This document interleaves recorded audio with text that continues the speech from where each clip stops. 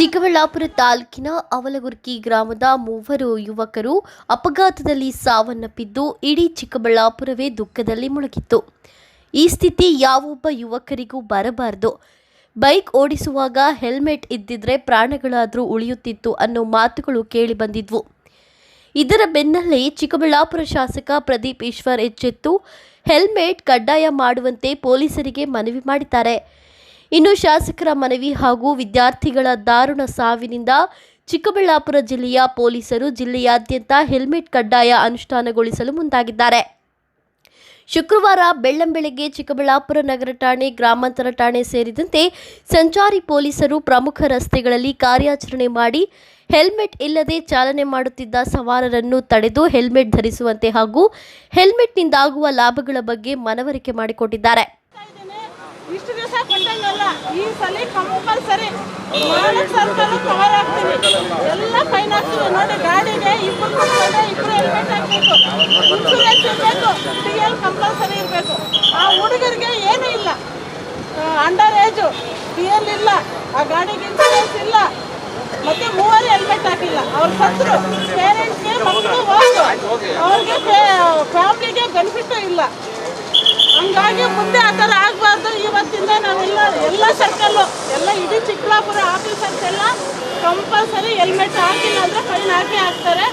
ನೀವೆಲ್ಲ ಮುಂದೆ ಇವತ್ತು ಅವೇರ್ನೆಸ್ ಕೊಟ್ಟು ಇದು ಮಾಡ್ತಾ ಇದ್ದೀನಿ. ನಾಳೆಯಿಂದ ಹೆಲ್ಮೆಟ್ ಇಲ್ಲ ಅಂದರೆ ಎಲ್ಲರಿಗೂ ಫೈನೇ. ನೀವೆಲ್ಲೂ ಫೋನ್ ಮಾಡಿಸಿದ್ರು ಬಿಡೋ ಪ್ರಶ್ನೆನೇ ಇಲ್ಲ.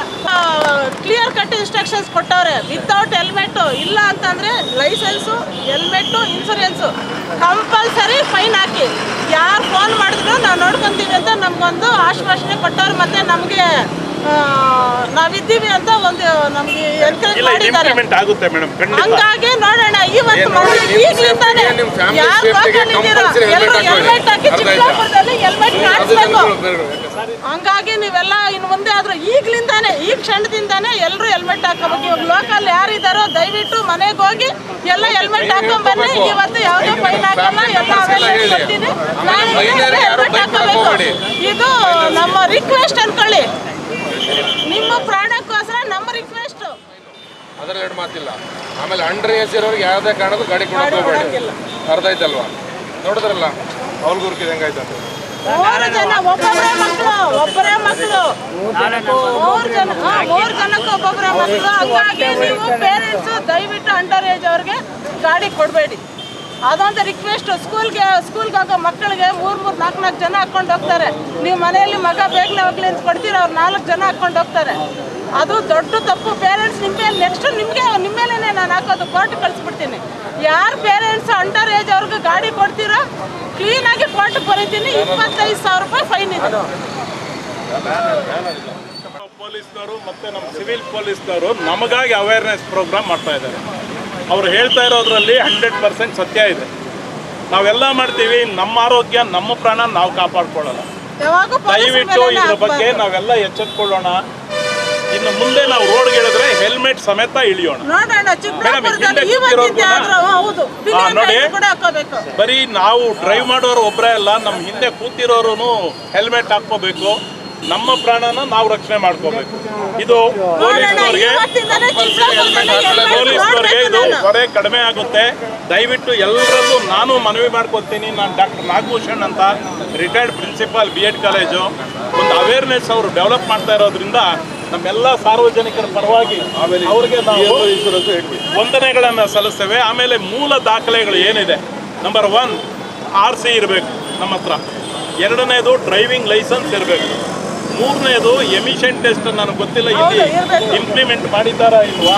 ಎಮಿಷನ್ ಟೆಸ್ಟ್ ಮಾಡಿರೋ ಇದು ಸಹ ವೆರಿ ಇಂಪಾರ್ಟೆಂಟ್. ಇದು ಡಾಕ್ಯುಮೆಂಟ್ಸೂ ಅವರು ಚೆಕ್ ಮಾಡ್ತಾರೆ. ಯಾಕೆಂದರೆ ಎಲ್ಲ ಅವ್ರು ಮಾಡೋದು ನಮ್ಮ ಅನುಕೂಲಕ್ಕಾಗಿ. ಅವ್ರು ನಾವು ಅನ್ಯತಾ ಭಾವಿಸೋದು ಬೇಡ. ಮೇಡಮ್, ನಿಮಗೆ ಸರ್ ನಿಮ್ಮೆಲ್ಲರಿಗೂ ನಮ್ಮ ಸಾರ್ವಜನಿಕರ ಪರವಾಗಿ ನಾವು ವಂದನೆಗಳನ್ನು ಹೇಳ್ತಾ ಇದ್ದೀವಿ. ಇನ್ನು ಆವಲಗುರ್ಕಿ ಗ್ರಾಮದ ಮೂವರು ವಿದ್ಯಾರ್ಥಿಗಳು ಅಪಘಾತದಲ್ಲಿ ಮೃತಪಟ್ಟ ಮೇಲೆ ಜಿಲ್ಲಾ ವರಿಷ್ಠಾಧಿಕಾರಿ ಕುಶಾಲ್ ಚೌಕ್ಸೆನ್ ಅವರು ಜಿಲ್ಲೆಯ ಬೈಕ್ ಸವಾರರಿಗೆ ಕಟ್ಟುನಿಟ್ಟಿನ ಆದೇಶಗಳನ್ನು ತಂದಿದ್ದು, ಈಗಾಗಲೇ ಅದನ್ನು ಜಿಲ್ಲೆಯ ಸಾರ್ವಜನಿಕರಿಗೆ ಅರಿವು ಮೂಡಿಸಲು ಮುಂದಾಗಿದ್ದಾರೆ. ಸಾರ್ವಜನಿಕ ಬೈಕ್ ಸವಾರರಿಗೆ ಹೆಲ್ಮೆಟ್ ಕಡ್ಡಾಯ ಮಾಡಿದ್ದು ಕೇವಲ 10 ದಿನಗಳ ಕಾಲಾವಧಿ ಕೊಟ್ಟಿದ್ದು, ಆದರೂ ಸಹ ಸಾರ್ವಜನಿಕರು ಎಚ್ಚೆತ್ತುಕೊಳ್ಳದಿದ್ದರೆ ಕಾನೂನು ರೀತಿ ಕ್ರಮ ತೆಗೆದುಕೊಳ್ಳಲಾಗುವುದು. ಹಾಗೆ ಹದಿಹರೆಯದ ಶಾಲಾ ಕಾಲೇಜಿನ ಮಕ್ಕಳು ಬೈಕ್ ಸಂಚಾರ ಮಾಡಿದ್ರೆ ಅವರ ಪೋಷಕರ ಮೇಲೆ ಕೇಸ್ ದಾಖಲಿಸಲಾಗುವುದು ಎಂದು ಎಚ್ಚರಿಕೆ ಕೊಟ್ಟಿದ್ದಾರೆ. 2-3 ಮಂತ್ಸಿಂದ ನಮ್ಮಲ್ಲಿ ಆಕ್ಸಿಡೆಂಟ್ಸ್ ಜಾಸ್ತಿ ಇನ್ಕ್ರೀಸ್ ಆಗಿದೆ. 2 ವೀಲರ್ಸ್ದು ಆಗಲಿ 4 ವೀಲರ್ಸ್ದು ಆಗಲಿ ಎಲ್ಲ ಥರದ್ದು ಆಕ್ಸಿಡೆಂಟ್ಸ್ ಜಾಸ್ತಿ ಆಗ್ತದೆ ಹೈವೇಯಲ್ಲಿ ಮತ್ತು ರೂರಲ್ ರೋಡ್ಸಲ್ಲಿ ಕೂಡ, ಟೌನ್ ಹಾಲ್ಗಳಿಗೆ ಕೂಡ ಎಲ್ಲ ಕಡೆ ಜಾಸ್ತಿ ಆಕ್ಸಿಡೆಂಟ್ಸ್ ಆಗ್ತದೆ. ಸೊ ಇದೇ ಕಾರಣ ಬಗ್ಗೆ ನಾವು ಒಂದು ಅವೇರ್ನೆಸ್ ಡ್ರೈವ್ ರೆಡಿ ಮಾಡಿದ್ದೀವಿ. ಮೊನ್ನೆ ಕೂಡ 3 days ಬ್ಯಾಕ್ 3 ಜನ ಹುಡುಗರದ್ದು ಡೆತ್ ಆಗಿದೆ ಟೌನ್ ಔಟ್ಸ್ಕಟ್ಸಲ್ಲಿ. ಸೊ ಈ ಕಾರಣ ಬಗ್ಗೆ ನಾವು ಒಂದು ಅವೇರ್ನೆಸ್ ಡ್ರೈವ್ ರೆಡಿ ಮಾಡಿದ್ದೀವಿ. ಟ್ರಾಫಿಕ್ ಬಗ್ಗೆ ಎಲ್ಲ ಅವೇರ್ನೆಸ್ ಕ್ರಿಯೇಟ್ ಮಾಡ್ತಾ ಇದ್ದೀವಿ. ಎಸ್ಪೆಷಲಿ ಹೆಲ್ಮೆಟ್ ಬಗ್ಗೆ, ಹೆಲ್ಮೆಟ್ ಹಾಕಬೇಕು ಮತ್ತು ಟ್ರಿಪಲ್ ರೈಡಿಂಗ್ ಮಾಡಬಾರ್ದು. ಜೊತೆಗೆ ಮೊಬೈಲ್ ತುಂಬ ನ್ಯೂಸೆನ್ಸ್ ಥರ ಆಗಿದೆ. ಮೊಬೈಲ್ ಎಲ್ಲರೂ ಯೂಸ್ ಮಾಡಿಕೊಂಡು ಮೊಬೈಲಲ್ಲಿ ಮಾತಾಡ್ತಾರೆ, ಡ್ರೈವ್ ಮಾಡ್ತಾರೆ. ಜೊತೆಗೆ ಅದು 3 ಮೇಜರ್ ಕನ್ಸರ್ನ್ಸ್ ಇದೆ. ಜೊತೆಗೆ 4 ವೀಲರ್ಸ್ ಬಗ್ಗೆ ಕೂಡ ಸೀಟ್ ಬೆಲ್ಟ್ ವಗೇರೆ ಹಾಕ್ತಾರೆ, ಸೊ ಅವ್ರದ್ದು ಕೂಡ ಸೇಫ್ಟಿ ಇನ್ಶೂರ್ ಆಗುತ್ತೆ. ಸೊ ಈ ಥರ ನಾವು ಒಂದು ಅವೇರ್ನೆಸ್ ಡ್ರೈವ್ ರೆಡಿ ಮಾಡಿದ್ದೀವಿ. ಜೊತೆಗೆ ಎಲ್ಲ ಯಾವ ಸ್ಟೇಕ್ ಹೋಲ್ಡರ್ಸ್ ಇದೆ, ಗೌರ್ಮೆಂಟ್ ಆಫೀಸಸ್ ಇದೆ, ಮತ್ತು ಸ್ಕೂಲ್ಸ್ ಕಾಲೇಜಸ್ ಇದೆ, ಮತ್ತು ಬೇರೆ ಯಾವ ಜಾಗ ನಮಗೆ ಸಿಗುತ್ತೆ ಎಲ್ಲ ಕಡೆ ನಾವು ಹೋಗಿ ಅವೇರ್ನೆಸ್ ಕ್ರಿಯೇಟ್ ಮಾಡ್ತೀವಿ ಮತ್ತು ಅವ್ರಿಗೆ ಕೂಡ ಸಹಕಾರ ಕೊಡೋಕ್ಕೆ ರಿಕ್ವೆಸ್ಟ್ ಮಾಡ್ತೀವಿ. ಸೊ ದ್ಯಾಟ್ ಅವರು ಸಹಕಾರ ಕೊಡ್ತಾರೆ. ಸೊ ಇದು ಎಲ್ಲ ರಿಡ್ಯೂಸ್ ಆಗುತ್ತೆ ಮತ್ತು ನಮ್ಮ ಟ್ರಾಫಿಕ್ ಇಂಪ್ಲಿಮೆಂಟೇಷನ್ ಕೂಡ ಸರಿಯಾಗಿ ಥರ ಆಗುತ್ತೆ. ನೋಡಿ, ಈಗ ನಾವು ಫಸ್ಟ್ ಸ್ವಲ್ಪ ಅವೇರ್ನೆಸ್ ಟೈಪ್ ಕ್ರಿಯೇಟ್ ಮಾಡೋಕ್ಕೆ ಟ್ರೈ ಮಾಡ್ತಾ ಇದ್ದೀವಿ. ಸೊ ಬೇರೆ ಕ್ರಿಯೇಟಿವ್ ಐಡಿಯಾಸಿಂದ ನಾವು ಸ್ಟಾರ್ಟ್ ಮಾಡ್ತೀವಿ. ಸ್ವಲ್ಪ ಸ್ಟ್ರೀಟ್ ಪ್ಲೇಸ್ ಥರ ಚಿಕ್ಕ ವೀಡಿಯೋಸ್ ಥರ, ರೀಲ್ಸ್ ಥರ, ಅಥವಾ ಏನಾದರೂ ಅವೇರ್ನೆಸ್ ಮೆಸೇಜಸ್ ಪ್ರಕಾರ, ಅಥವಾ ಜಂಕ್ಷನ್ಸಲ್ಲಿ ಸ್ಟಾಪ್ ಮಾಡಿಕೊಂಡು ಎಲ್ಲರಿಗೆ ಅವೇರ್ನೆಸ್ ಥರ ಕ್ರಿಯೇಟ್ ಮಾಡ್ತಾಯಿದ್ದೀವಿ. So first initial 7 days 10 days ಈ ಥರ ಡಿಸೈಡ್ ಮಾಡಿದ್ದೀವಿ. ಆಮೇಲೆ ಸ್ಟ್ರಿಕ್ಟಾಗಿ ಇಂಪ್ಲಿಮೆಂಟೇಷನ್ ಮಾಡ್ತೀವಿ. ಎಸ್ಪೆಷಲಿ ಯಾವುದು ಮೈನರ್ ಬಾಯ್ಸ್ಗೆ ಯಾರು ಮೈನರ್ ಗರ್ಲ್ಸ್, ಮೈನರ್ ಬಾಯ್ಸ್ಗೆ ಯಾರು ಪೇರೆಂಟ್ಸ್ ಗಾಡಿ ಕೊಡ್ತಾರೆ, ತೋ ಪೇರೆಂಟ್ಸ್ ಮೇಲೆ ಕೇಸ್ ರಿಜಿಸ್ಟರ್ ಮಾಡ್ತೀವಿ. ಜೊತೆಗೆ ಯಾವುದು ಗಾಡಿಯಲ್ಲಿ ಫುಲ್ ಡಾಕ್ಯುಮೆಂಟೇಷನ್ ಇಲ್ಲ ಆ ಗಾಡಿಗೆ ಕೂಡ ನಾವು ಸೀಸ್ ಮಾಡ್ತೀವಿ. ಸೊ ಈ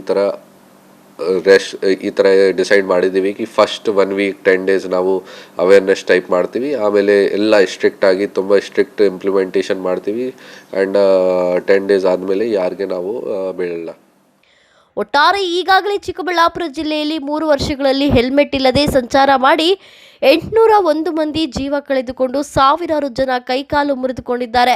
ಇನ್ನಾದರೂ ಚಿಕ್ಕಬಳ್ಳಾಪುರ ಜಿಲ್ಲೆಯ ದ್ವಿಚಕ್ರ ವಾಹನ ಸವಾರರು ಹೆಲ್ಮೆಟ್ ಧರಿಸಿ ಸಂಚಾರ ಮಾಡಿದ್ರೆ ಸರಿ, ಇಲ್ಲ ಅಂದರೆ ಎಲ್ಲಂದರಲ್ಲಿ ಪೊಲೀಸರು ದಂಡ ಹಾಕಿ ಕೇಸ್ ದಾಖಲಿಸಿ ಕಳಿಸುತ್ತಾರೆ. ಹುಷಾರ್. ಕ್ಯಾಮ್ರಾಮ್ಯಾನ್ ಪ್ರವೀಣ್ ಜೊತೆ ಕಳವಾರ ಅರುಣ್, MMTV ನ್ಯೂಸ್, ಚಿಕ್ಕಬಳ್ಳಾಪುರ.